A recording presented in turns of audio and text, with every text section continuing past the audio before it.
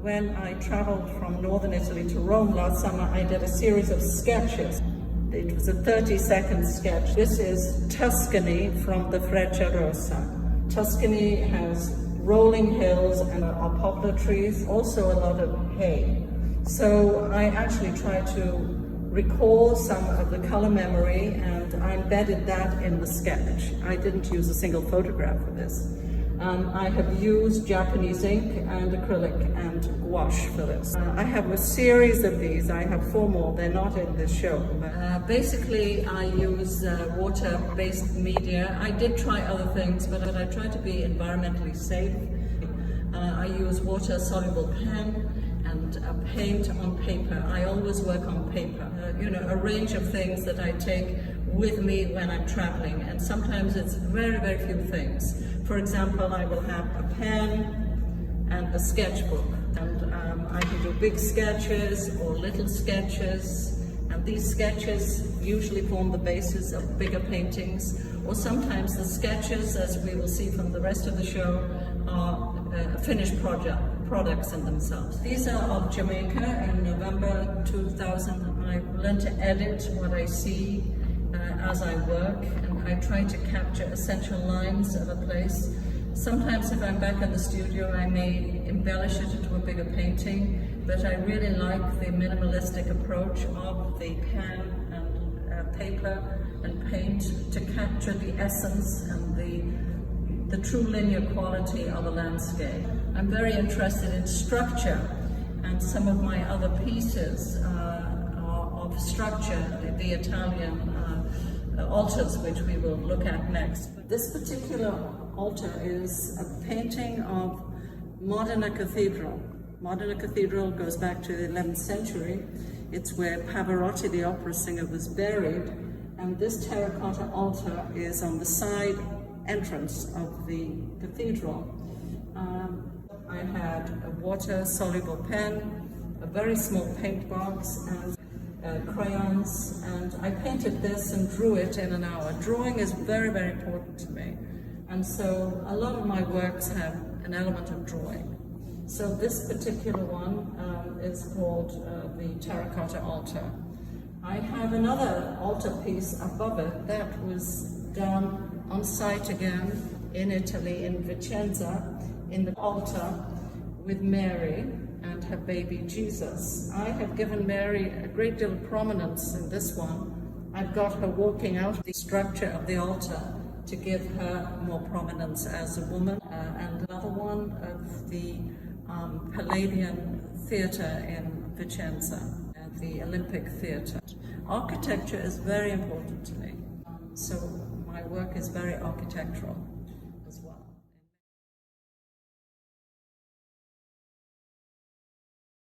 Well, I grew up in Edenton, North Carolina, and since leaving home at 18 and going to UNC Greensboro, I've made a trip back over the last 50 years, about once a month.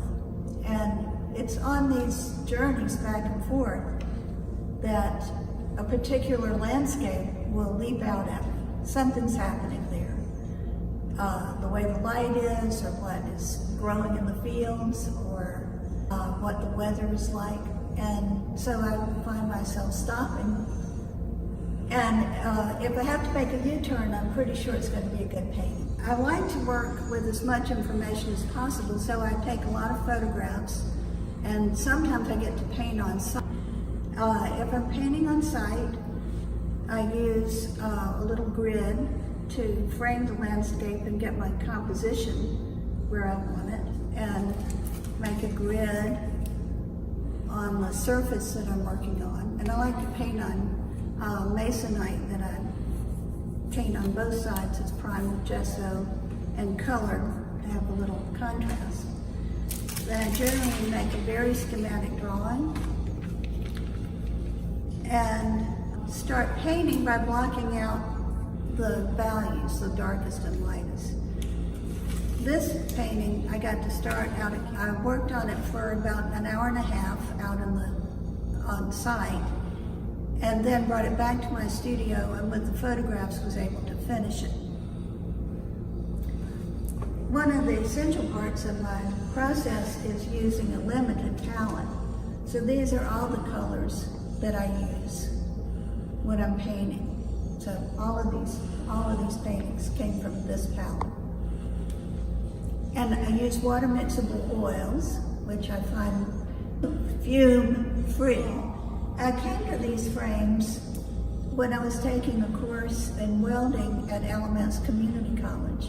I had been making tables. As I was working on the tables, I also thought that those frames turned up would look really nice with a series of tool paintings that I was working on. So I've been using that as a signature frame.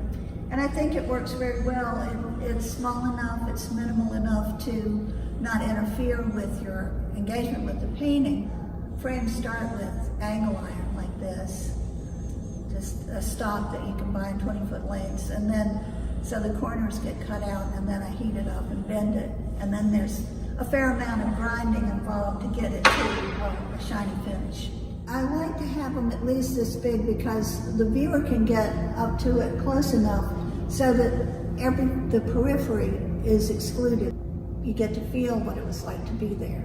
And I feel like it's most successful when that response is brought out for the viewer. I also work on small paintings. Some of that is because I might be working out in the field and you can only get so far in a couple of hours before the light changes. So I have some smaller works. Years ago, I saw some very small paintings that Russell Chatham, who's a painter in Montana, he and his cousin, and they were boys, had a show on their porch of all these small paintings. And there was so much power coming through these little tiny landscapes that that's sort of been a sideline of trying to capture a big space and a lot of depth in a small painting. I'm a custom furniture maker in Durham, North Carolina. And I'm originally from the northeast of England, and that's really where I got my first exposure to woodworking. Through my father, who was always doing projects around the house, so that kind of inspired me. At 16, I started a 4-year City and Guilds woodworking program at Newcastle College. For the next 35 years or so, I worked in production shops around England. And for the last 15 years, I've been self-employed, making custom and speculative furniture in Durham, North Carolina. This piece I call the Nadine stool. It is, I feel, influenced a lot by the mid-century modern movement. Has very clean lines.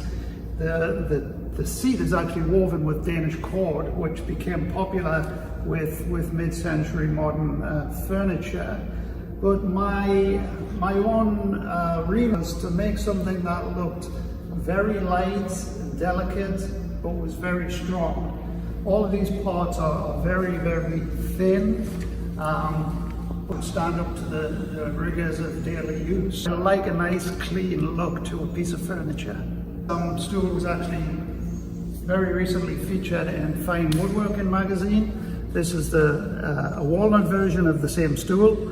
And it's also won prizes in 2 competitions as well. So it's been a design that's been very kind to me. Designs come from all over the place. I have designs in my head that may never ever come to fruition. It could be something I've kind of sketched down in a notebook from many years ago. If it's a custom piece that I'm making for someone else, that process is completely different again, because the customer has a certain set of parameters that things have to fit into. Where if it's something like this that I have free rein on, I can just sketch stuff out and then draw it out full size. See, it's a chair that was based on a design actually by a guy called Sam Mahmood, who was in the forefront of the mid-century modern movement in California in the 50s and 60s. And for me, it was the first style of furniture I ever saw which was different. Different to the furniture my parents had, my aunts and uncles had.